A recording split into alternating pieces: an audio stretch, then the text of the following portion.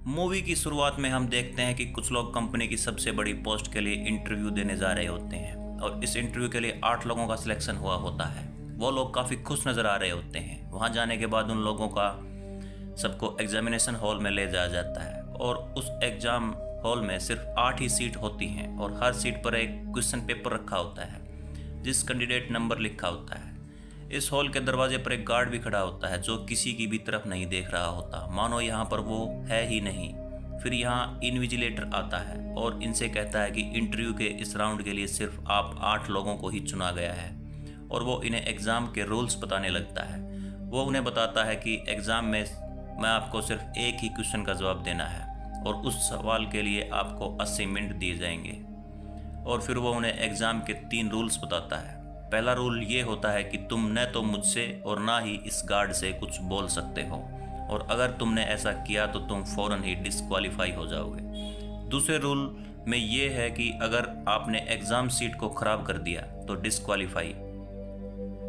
और तीसरा और आखिरी रूल ये है कि अगर आपने इस रूम से एक भी कदम बाहर रखा तो आप डिस्क्वालीफाई हो जाओगे। इसके बाद वह उनसे पूछता है कि एनी क्वेश्चन, तो इस पर सब खामोश रहते हैं और इसके बाद वो हॉल से बाहर चला जाता है। जब सभी कैंडिडेट अपना क्वेश्चन पेपर देखते हैं तो उन्हें पता चलता है कि सब के क्वेश्चन पेपर तो ब्लैंक हैं और किसी के भी पेपर पर कोई भी सवाल नहीं है। उन्हें यह सब देखकर कुछ भी समझ में नहीं आता कि आखिर अब करना क्या है। तभी उनमें से एक लड़की अपने पेपर पर लिखती है कि उसे यकीन है कि उसे जॉब मिल जाएगी, लेकिन तभी उसके पास गार्ड आता है और उसे एग्ज़ाम हॉल से बाहर निकाल देता है क्योंकि उसने अपना पेपर ख़राब कर लिया था। ये देखकर वो लोग और भी ज़्यादा परेशान हो जाते हैं। अभी उनमें से एक कैंडिडेट कहता है कि हम भले ही इन्विजिलेटर और गार्ड से बात नहीं कर सकते, लेकिन हम आपस में तो बात कर ही सकते हैं। इसके ऐसा करने पर उसे कोई भी बाहर नहीं निकालता, इसलिए वो लोग आपस में बात करना शुरू कर देते हैं। और अब वो लोग समझ चुके होते हैं कि उन्हें इस एग्ज़ाम में सवाल का जवाब नहीं बल्कि सवाल को ही ढूंढना है। उनमें से एक कैंडिडेट कहता है कि हम लोग मिलकर सवाल ढूंढ सकते हैं। वो लोग अंदाज़ा लगाते हैं कि शायद ये लोग हमारा टीम वर्क ही चेक करना चाहते हैं, इसलिए उन्होंने ये क्वेश्चन पेपर ब्लैंक छोड़ रखा है। उनमें से एक शख्स अपना नाम बताने वाला होता है, लेकिन उसे रोकते हुए दूसरा कैंडिडेट कहता है कि एग्ज़ाम में हमारा नाम नहीं बल्कि कैंडिडेट नंबर लिखा है, इसलिए हमें अपना नाम नहीं लेना चाहिए। इसलिए वो लोग अपने निकनेम रखते हैं और वहाँ एक निग्रो बैठा होता है जिसका नाम वो ब्लैक रखते हैं। एक गोरे लड़के का नाम वो वाइट रखते हैं और वहाँ एक लड़की होती है जिसके बाल ब्लेंड होते हैं, इसलिए वो उसका नाम ब्लेंड रखते हैं। वहाँ 2 लड़के और लड़कियाँ और होते हैं और उनमें से एक लड़का किसी से कुछ बोल ही नहीं रहा होता, मानो वहाँ पर मौजूद ही नहीं हो। उसके बाद वो कहता है कि हमें इन्विजिलेटर ने सीट से खड़ा होने के लिए भी मना नहीं किया है, इसलिए वो खड़ा हो जाता है और उसके बावजूद गार्ड उसे कुछ नहीं कहता, यानी कि वो खड़े होकर भी क्वेश्चन को ढूंढ सकते हैं। वहाँ मौजूद एक लड़की उनसे कहती है कि शायद क्वेश्चन पेपर पर लिखा हुआ सवाल इनविजिबल हो। ये सुनते ही वो लड़का उस पेपर को फ़ौरन लाइट के आगे करता है, लेकिन उसे कोई सवाल नहीं मिलता। दूसरी लड़की उनसे कहती है कि शायद हमें सवाल पेंसिल शेडिंग करने से मिल जाए, लेकिन उन्होंने पहले ही देखा था कि पेपर पर लिखते ही पहले एक लड़की का डिस्क्वालिफिकेशन हो चुका है, इसलिए वो ऐसा करने से डर रहे होते हैं। इसलिए वाइट उससे कहता है कि ये तुम खुद ही क्यों नहीं ट्राई करती। वो लड़की पेपर पर शेडिंग करने वाली होती ही है, तभी ब्लैक उसे याद दिलाता है कि पेपर पर लिखते ही वो डिस्क्वालीफाई हो सकती है। उसके बाद एक लड़की कहती है कि ऐसा भी तो मुमकिन है कि एक का क्वेश्चन दूसरे की सीट पर लिखा हो। तो ब्लैक कहता है शायद हम सबको एक ही सवाल का जवाब देना हो और वो सवाल शायद हम में से किसी एक के क्वेश्चन पेपर पर हो। ये सुनकर वाइट उठ जाता है और सबके क्वेश्चन पेपर लेकर लाइट के सामने चेक करने लगता है, लेकिन वह शांत बैठा हुआ लड़का अपना क्वेश्चन पेपर देने से मना कर रहा होता है और उसका क्वेश्चन पेपर लेकर उसे भी चेक करने लगता है, लेकिन वहाँ भी उसे निराशा ही याद लगती है। वो लोग परेशान होने लगते हैं कि आखिर सवाल ढूंढे तो ढूंढे कैसे। तभी ब्लैक कहता है कि शायद सवाल किसी ऐसी चीज़ से लिखा हो जो नॉर्मल लाइफ में ना विजिबल हो। तब देखती है कि वहाँ दीवारों में अजीब सी ब्लू कलर की लाइट है और वो उस लाइट को ऑन करने के बारे में सोचने लगती है, लेकिन ये उन्हें नहीं पता होता कि रूम की बाकी की लाइट्स को ऑफ कैसे करें। तभी ब्लैक उनसे कहता है कि ये एक इमरजेंसी लाइट है, यानी अगर हमने बाकी की लाइट्स को बंद कर दिया तो यह अपने आप ही ऑन हो जाएंगी। इसलिए वो एक एक करके सारी लाइट्स को तोड़ने लगते हैं, लेकिन उनमें से कुछ लोग मना कर रहे होते हैं क्योंकि अगर सारी लाइट्स बंद होने के बावजूद अगर ब्लू लाइट नहीं जली तो वो लोग क्या करेंगे। इसलिए वो आपस में वोटिंग करते हैं कि लाइट्स को तोड़ा जाए या नहीं। और आपस में वोटिंग करने पर 4 लोग इस बात से सहमत होते हैं कि लाइट को तोड़ने का रिस्क हम लेंगे, और इसलिए वो वहाँ की सारी लाइट्स तोड़ देते हैं। और इसमें किस्मत भी उनका साथ देती है, वहाँ की ब्लू लाइट फ़ौरन ही ऑन हो जाती है। उसके बाद वो एक एक करके अपना क्वेश्चन पेपर उस लाइट के सामने रखते हैं, लेकिन यहाँ भी उनके हाथ निराशाई लगती है और उन्हें कोई सवाल नहीं मिलता। सब लोग परेशान होने लगते हैं क्योंकि 20 मिनट बीत चुके होते हैं और अब उनके पास सिर्फ 1 घंटा ही बचा होता है। तभी वाइट को आइडिया आता है और वो कहता है कि इन्विजिलेटर ने हमें अपना पेपर ख़राब करने से मना किया है, लेकिन हम एक दूसरे का पेपर तो ख़राब कर ही सकते हैं। इसलिए वाइट उस लड़की का पेपर लेता है जिसको गार्ड ने पहले ही डिस्क्वालीफाई कर दिया था। वो उस पर पेंसिल से शेडिंग करने लगता है, लेकिन इसके बाद भी उसे नाकामी ही हाथ लगती है। इसके बाद वाइट कहता है कि अगर हम एक पेपर के 4 टुकड़े करके पानी में डालें शायद हमें कुछ नज़र आ जाए। इसलिए वे उसके 4 टुकड़े कर देते हैं और उसे साइड में रख कर वाइट उस पर टॉयलेट कर देता है। उसकी इस हरकत से सब लोग वहाँ पर परेशान होने लगते हैं। तभी अचानक कोने में बैठा हुआ आदमी रोने लगता है और रोते हुए फ्रेंच लैंग्वेज में कहता है कि इससे तुम्हारी अपनी असलियत जाहिर होती है। इसलिए वहाँ पर एक कैंडिडेट कहता है कि शायद ये कोई एग्ज़ाम न हो बल्कि एक गेम हो, और वहाँ लगे काले शीशे को देखकर कहता है कि शायद इन्विजिलेटर इसके पीछे से हमें देखकर हम पर हंस रहा हो। तभी उनमें से एक लड़की कहती है कि नहीं, ये कंपनी एक मामूली कंपनी नहीं है, इसका CEO हर चीज़ पर नज़र रखता है और अगर इस शीशे के पीछे कोई होगा तो भी वो इस कंपनी का मालिक ही होगा। यहाँ पर हमें एक बहुत ही अजीब बात मालूम होती है कि ये लोग जिस कंपनी के लिए इंटरव्यू देने आए हैं उनमें से किसी को भी इस कंपनी का नाम तक नहीं पता, क्योंकि ये एक ऐसी कंपनी थी जो किसी की बीमारी की दवा के लिए खोज में लगी है।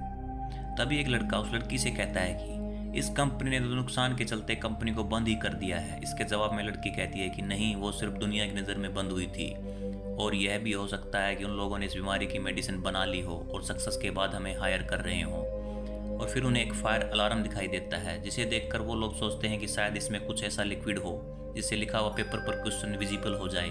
इसके लिए वो लड़की गार्ड की जेब से लाइटर निकाल लेती है ताकि वो उसमें आग लगाकर अगर उसमें कोई लिक्विड या पानी हो तो उसकी हेल्प ले सके। वो लाइटर जलाकर उस तक पहुंचने की बहुत कोशिश कर रही होती है, लेकिन वहां तक नहीं पहुंच रही होती। इसलिए वाइट एक पेपर फोल्ड करके उसको देता है ताकि वो उसमें आग लगाकर फायर अलार्म बजा सके। वो उसमें आग लगाकर फायर अलार्म के पास ले आती है, लेकिन आग बुझाने के बाद उसे एहसास होता है कि वाइट ने जो पेपर उसे दिया था वो उसी का क्वेश्चन पेपर था और इस वजह से उसका पेपर भी ख़राब हो चुका है और इसलिए गार्ड उसे भी बाहर निकाल देता है। और अब इस एग्ज़ाम के लिए सिर्फ 6 लोग ही बचे होते हैं। वाइट की इस हरकत पर ब्लैक को बहुत गुस्सा आता है। वो उससे कहता है कि I should punch your lights out, और इसके ऐसा कहते ही वहाँ की लाइट बंद हो जाती है। ब्लंड उसे गुस्से में कहती है कि तुमने क्या कर दिया। तो उनके पास खड़े एक लड़का कहता है कि लाइट्स आउट कहने पर लाइट्स ऑफ हो गई हैं और अगर मैं बोलूँगा तो लाइट्स ऑन भी हो जाएगी। उसके ऐसा कहते ही वहाँ की लाइट्स ऑन हो जाती है। तब उन्हें पता चलता है कि ये सारी लाइट्स वॉइस कंट्रोल पर चल रही हैं। तभी वहाँ पर खामोश बैठा वो शख्स उनकी बातें सुनकर गुस्सा हो जाता है और रोने लगता है। इस पर वाइट उसके पास जाता है और कहता है कि तुम अपना पेपर फाड़ क्यों नहीं देते, और उसके कहने पर वो अपना पेपर फाड़ देता है और उसके ऐसा करते ही वो गार्ड उस खामोश बैठे आदमी को बाहर निकाल देता है और जाते समय उसका चश्मा नीचे गिरकर टूट चुका होता है। वाइट की इस हरकत पर ब्लैक को बहुत गुस्सा आ जाता है और उसे जोर से पंच मारता है जिससे वह बेहोश हो जाता है और बेहोश होने के बाद ब्लैक उसे चेयर से बांध देता है। कुछ देर के बाद उसे होश आ रहा होता है। वो उनसे कुछ कहने की कोशिश कर रहा होता है। तभी एक लड़की उसके मुंह से पट्टी निकालती है और उनसे कहता है कि मुझे मेरी मेडिसिन दे दो। तभी उन्हें पता चलता है कि वाइट को भी वही बीमारी है जिसका इलाज वो कंपनी बना रही थी और हर 1 घंटे में मेडिसिन लेनी होती थी। और उनसे कहता है कि मुझे क्वेश्चन का पता चल चुका है, तुम लोग अगर मुझे मेरी मेडिसिन दे दो तो मैं तुम्हें वो सवाल बता दूंगा। लेकिन जब ब्लैक उसकी पॉकेट चेक करता है तो उसे कोई मेडिसिन नहीं मिलती। तभी वहाँ पर एक लड़की और उस लड़की पर शक होने पर लग जाता है जिसने वाइट की पट्टी खोली थी, क्योंकि वो उससे उसी कंपनी में जॉब करती थी। वो उससे कहता है कि मैं तुम्हें पहचान चुका हूँ, तुम यहाँ पर नज़र रखने के लिए आई हो और हमारा ध्यान भटका रही हो। वो उससे पूछने लगता है कि मुझे बताओ कि आखिर सवाल क्या है, जिसके जवाब में वो कहती है कि मैं यहाँ पर निचले स्तर पर काम करती थी, मैंने आज तक इस कंपनी के मालिक को देखा तक नहीं और मुझे इस सवाल के बारे में कुछ भी नहीं पता। तभी वाइट का शरीर कांपने लगता है। वो ब्लंट कहती है कि शायद ये नाटक कर रहा है, लेकिन ब्लैक उसे कहता है कि नहीं, ये नाटक नहीं कर रहा है, इसे वही बीमारी है जो मेरी वाइफ को थी। तभी ब्लंट कहती है कि अगर इसके पास वो मेडिसिन थी और अब नहीं है तो मतलब वो मेडिसिन हम में से किसी एक के पास ही है और इसलिए हम एक दूसरे की तलाशी लेनी चाहिए। और अब उनके पास सिर्फ 15 मिनट बचे होते हैं। तभी एक लड़की उस लड़के के पास जाती है और कहती है कि मुझे तुम पर शक है, और उससे पूछती है कि तुमने अपनी बबल खाकर कहाँ रखी है। वो देखती है कि उसने पिल को बबल में चिपका कर छुपा लिया है। वो पिल लेकर उसे खिलाने लगती है, लेकिन तभी वो उसके हाथ पर हाथ मार देता है, जिससे वह मेडिसिन ड्रेनेज में गिर जाती है। वाइट की ऐसी हालत देखकर वो लड़की कैमरे में देखकर कहती है कि इन्विजिलेटर, तुम्हें दिखाई नहीं देता क्या, वो आदमी मरने वाला है। ऐसा करने पर वो गार्ड आता है और उसे वहाँ से बाहर निकाल देता है, क्योंकि उसने रूल तोड़ दिया था। यानी कि उस रूम में अब सिर्फ 4 कैंडिडेट ही बचे हैं। इसके बाद ब्लंट बिल से वही पिल निकालती है और वाइट को खिला देती है। फिर वाइट को होश आ जाता है और वो लोग उसे कहते हैं कि हमने तुम्हें पिल दे दी है, अब हमें सवाल बताओ।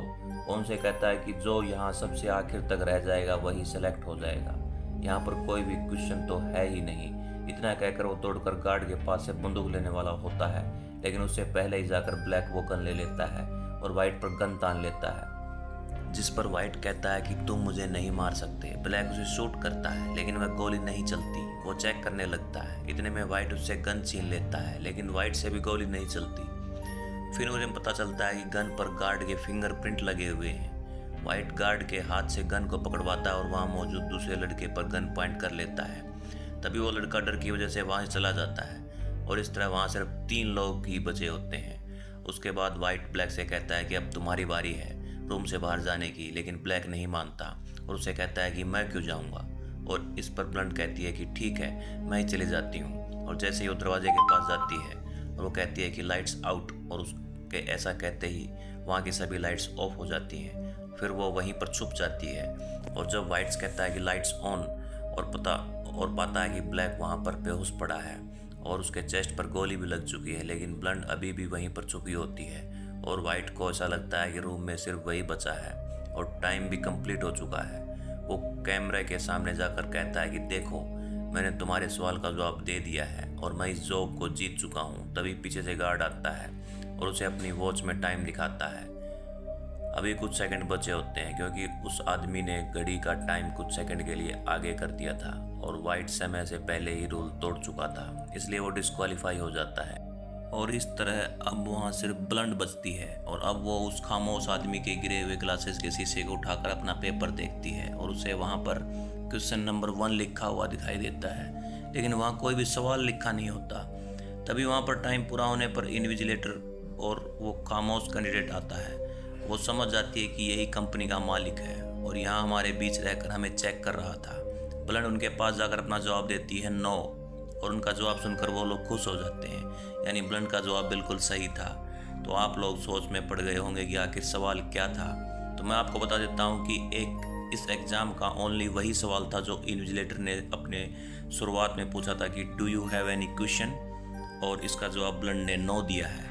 और इसके बाद वो कहती है कि सॉरी जेंटलमैन, मैं आपके इस जॉब को रिजेक्ट करती हूँ, क्योंकि मैं एक ऐसी कंपनी के लिए जॉब नहीं कर सकती जो किसी की जान ले।